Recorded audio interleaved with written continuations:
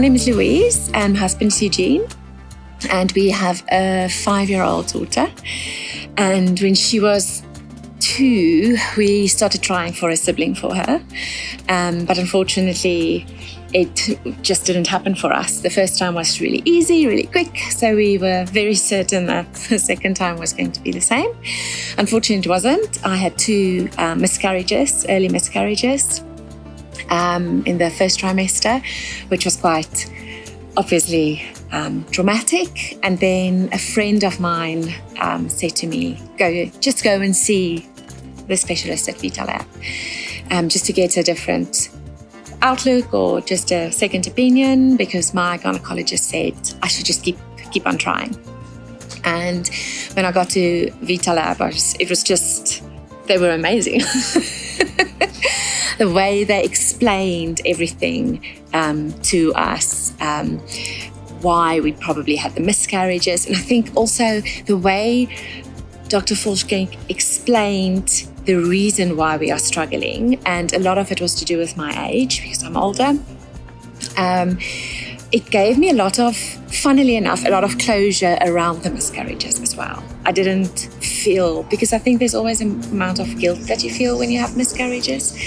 And just the way he explained it and how I started to understand how the whole infertility or how the whole process of fertility works, it gave me a lot of closure around the miscarriages. Those were never going to be babies. I would always have needed this help and assistance at my age to get another baby.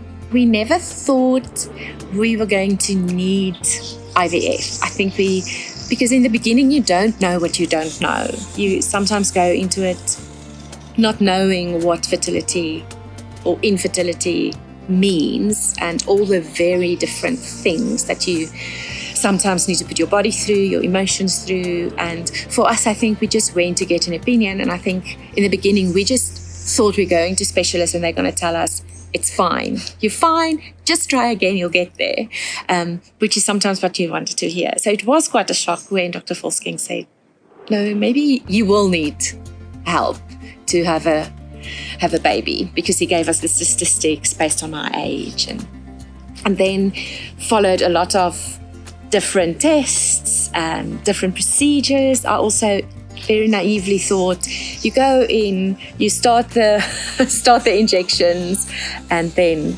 within 6 weeks' time I will be pregnant. So I think that's the big thing for me. Maybe it's better not to know how long the journey is, but on the flip side, I think if I knew that this was, it's not a sprint, it's a marathon. And you have to prepare like you prepare for a marathon. You have to prepare like that for the journey. So we had 3 rounds. So we saw Dr. Volsking in August of 2020, and my little boy was born October 2022. So a lot of people have much longer journeys, but it was a few years. And especially if you think within 6 weeks I'm going to be pregnant, and then it's 2.5 years later. So we had our first round of IVF, and we had 3 embryos from that round that were blastocysts at day 5. We did genetic tests, the PGT tests on them because of my age, and all 3 of them came back as aneuploids. So that round was and I think it was such a shock, because I've never for 1 second thought there wouldn't be anything to transfer, especially since we've already had a child. And I think with secondary infertility, it's also that I always felt so guilty going to Vitalab because I've had a child, and I was keenly aware that some people didn't have a child until I was in it. And I spoke to other ladies or saw other people's stories, because you start following different groups on Facebook that has to do with infertility and things. So you see other people's stories and you realize your story is sad and hard, but there are people that's been struggling for a really long time and not having, might not have any children or really struggling just to have one. And I have one, and I'm not being ungrateful and, But again, what I really appreciated from Vitalab, everybody was so supportive because I voiced how I felt and they were just like, don't even think about it. It's not, we don't care if it's the first or the second or the fourth child. It's about helping you have the family that you want or envision. So I think that was also very helpful. So then we tried again. We had another round of IVF, and what I appreciated was Dr. Fulsking changed the protocol based on probably my age and what happened in the first round. So second round, we had 7 embryos.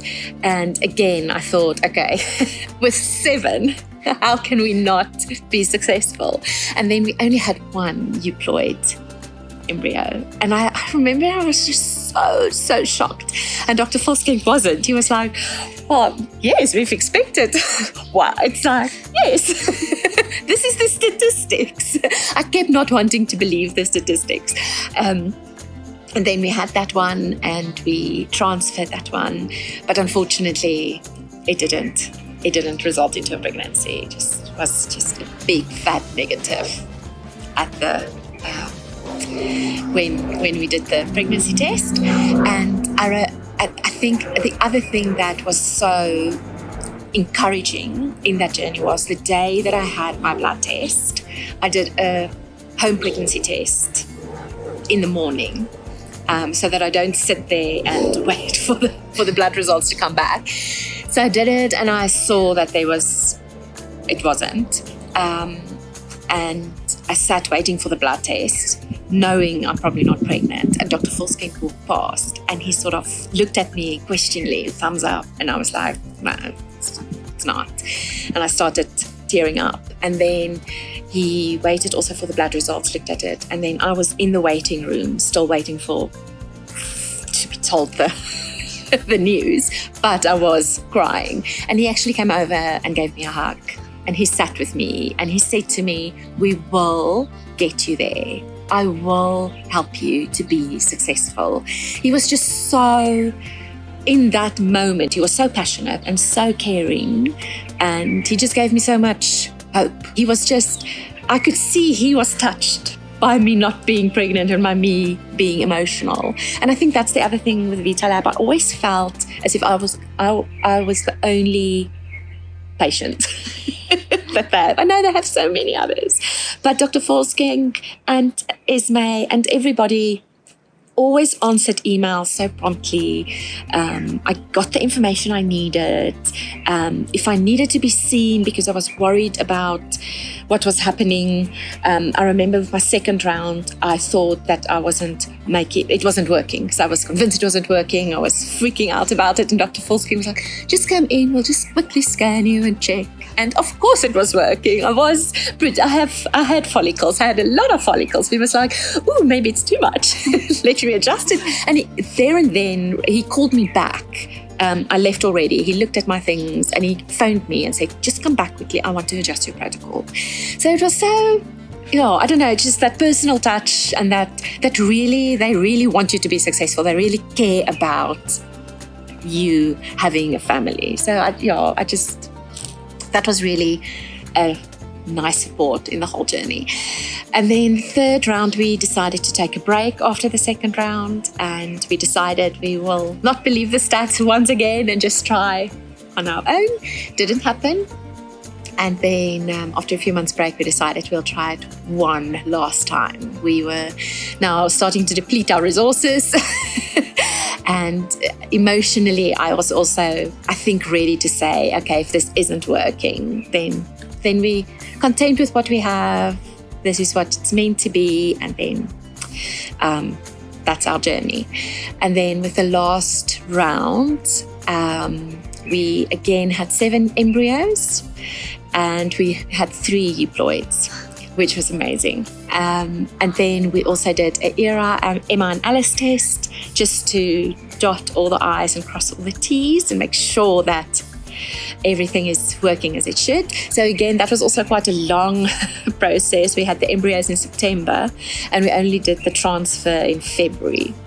And again, if I think with my 6-week hat on, which I thought within 6 weeks, it takes it out of you emotionally. But yeah, so we knew we were successful in terms of having 3 embryos in September, and then February after the mock cycle with the Emma, the Alice, Emma and Era test, we transferred, and then I started doing home pregnancy tests on day 5. No, you shouldn't. But I just wanted to really prepare myself, because this was going to be the last time. I wasn't going to do another transfer. We were done. And then it was such a blessing to see that line appear, and every day that line appeared. And I was so relaxed, I remember, with the blood test, because it was like, this is it. I know I'm pregnant. But then because with my miscarriages, I also had a positive pregnancy test, but then with the one miscarriage, there wasn't a heartbeat when we went back when we had the 9-week scan. So I was petrified that so for me, it felt with this journey, there's always, as soon as you celebrate something, there's another, okay, we over this hurdle, but there are still so many hurdles along the way. So you can celebrate this hurdle, but you're not in the clear yet. You can't fully go, okay, it's done. There's another one coming that might just throw everything out. So I was happy I'm pregnant, it worked, but now it was like, okay, now we need to have a heartbeat and that heartbeat needs to continue, and everything needs to be progressively fine. So I remember poor Dr. Volskenk, I emailed him nearly every week. And it's like, I don't know. There's no heartbeat. I don't think there's a heartbeat. So he made me come in for another scan, and he did say to me, we're not going to see a heartbeat today. We're just going to see that there is something happening, a fetal sac, and we saw that. And then the next week he said, okay, then we'll hopefully see a heartbeat now. And he prepared me every time what I was going to see on the scan or wasn't going to see on the scan, what he hoped to see. Yeah, so, and then we did get a heartbeat.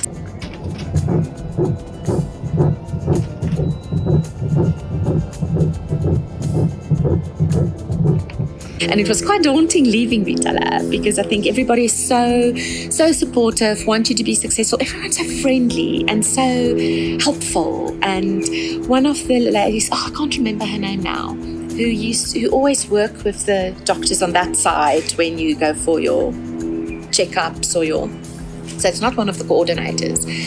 She, after my era, Dr. Volskenk said to me, just lie down for 5 minutes and then you can get up. And I just got so overwhelmed in that moment, just thinking, this was now a mock cycle. It could have been a transfer, and this is so long to wait. And I was just so overwhelmed and just so overcame with emotion, just started to cry.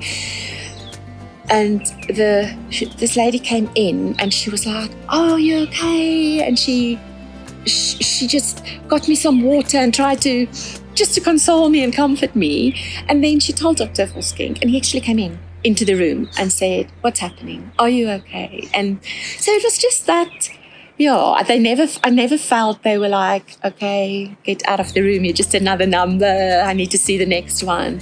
So I think that was quite helpful in the journey. I don't think I would have been able to go through 3 rounds if I wasn't with a clinic that had all that. People that were just in it, I think, I want to say for the right reasons. I think it's such a personal journey, and there's no right or wrong. I remember for myself, sometimes I needed to be with a group of women or in a circle of people that really understood, that's going through the same thing. So then I found Facebook groups or WhatsApp groups from Vitalab quite really useful and helpful, because people know what you're going through. You don't have to explain yourself, you don't have to tell your whole story or validate your emotions or anything, you can just be. Where at other times that got too much for me as well. Sometimes that was just too much, and I felt it made me, I can't just forget about it and and live my life without that cloud hanging over me the whole time. So then I had to withdraw from that groups. But I had to continuously go between them at various different times for me to feel okay. And I think there's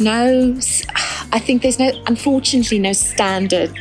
This is what you need to do. This is what you say. This is who you tell. This is who you don't tell, so that you will be okay. It differs for me, it differed with every round. So with one round, I wanted to surround myself with people that understood. With another round, I didn't want to tell anyone. I just wanted to do it and then continue with my life so that I don't get so immersed or surrounded with it, that I can just focus on other things and not feel that this is taking over my life. So I think my advice is there's no wrong or right. You need to do what's right for you at that moment.